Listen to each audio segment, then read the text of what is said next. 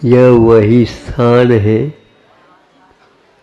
प्रथम चातुर्मास हमारा हो रहा था। यहाँ का स्वरूप क्षेत्र का क्या था, कुछ ही लोगों को ज्ञात है।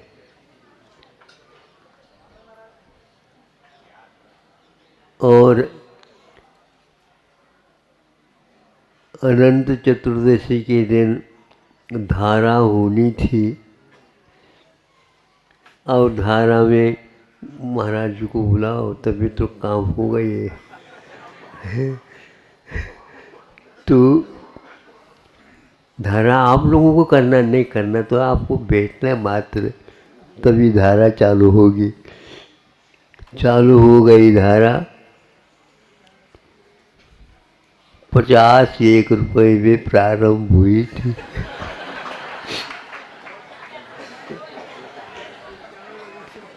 और उसमें भी जब बढ़त क्रम चला तो 2, 5, 2, 5 इस प्रकार होती थी।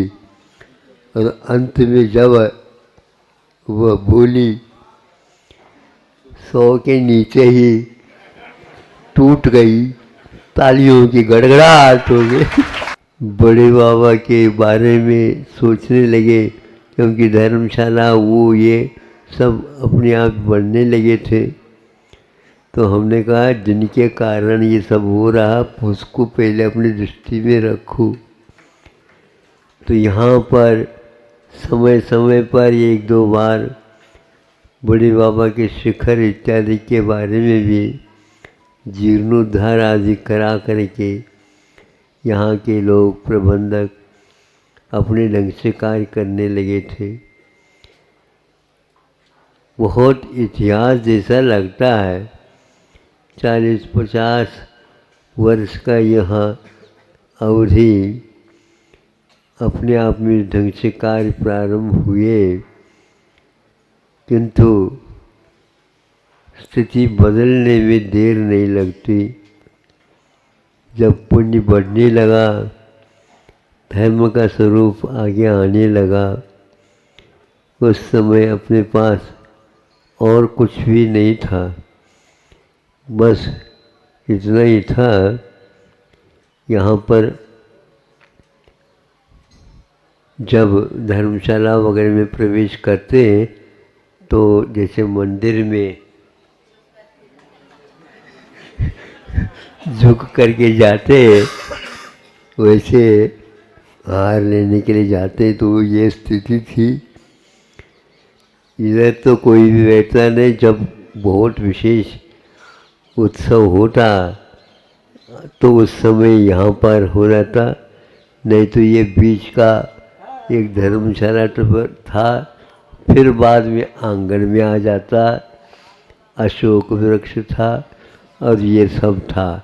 बावड़ी वहीं पर थी, पंचवटी थी, तो ये सब दृश्य था। यहीं पर संघ भी विश्राम करता था।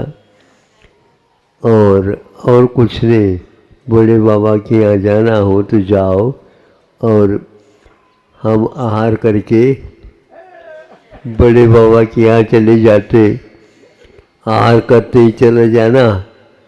आज सुबह सुबह या मध्याह्न में जाना मुश्किल होता है, ये स्थिति थी। तीनों सामायिक वहीं पर होते थे। स्वाध्याय भी वहीं पर होता था। एकांत ध्यान प्रतिमा योग जो कुछ भी आपको करना कर लो। उसमें भी यदि कोई भावुक भक्त आ जाता तो उसको ढूंढना पड़ता था कि महाराज कौन से मंदिर में है। कभी यहाँ है, कभी वहाँ है, कभी वहाँ है। और ये वहाँ तक पहुँचने के लिए इधर से पूर्ण परिक्रमा लगा करके उसको रात में भी आते थे। वक्त कम थोड़े होते, लालटेन ले करके वो आ जाते और अपना सामायिक चलता रहा। ये सारे आज स्वप्न जैसा लगता है। बड़े बाबा के सामने बैठे रहो घंटों तक, कोई भी वहाँ पर हाय नहीं, हुल्ला नहीं, कुछ नहीं। सामने बैठो और जैसे बड़े बाबा से हमारी वार्ता हो रही है।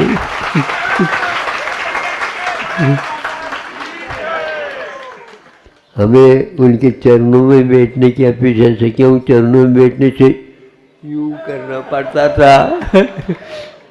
तो हम उसके पौली, जो सो पौली बोलते हैं, तो वहाँ पर बैठ करके सामने सामने श्री जी दिखते थे। घंटों वहीं पर रहते और मंडप में रात में विश्राम करते। मूसलधार वर्षा होती और वर्षा की धारा का ध्वनि, और बड़े बाबा और कोई छोटा बाबा के अलावा कोई नहीं।